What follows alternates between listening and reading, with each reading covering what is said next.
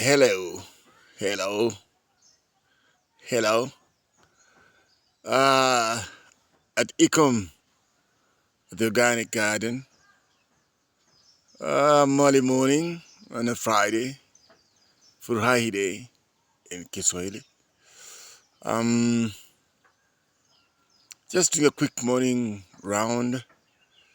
A whole variety of citrus, other herbal vegetables and stuff. From the guava, yeah, turn this way, the cherry guava, the normal guava over here.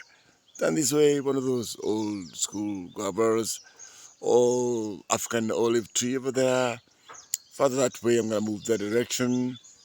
Ah, pomegranates all the way at the very end. A spinach over there, transplanted sukuma, kale.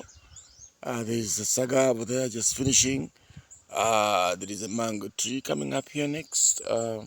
Brevilla, of course, in plenty all the way. Kayapo. Chayote right there. Plenty of it by the wall.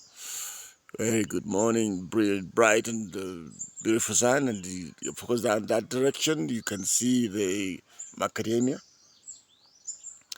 Right in front of me there, the famous Prunus africanus, right there.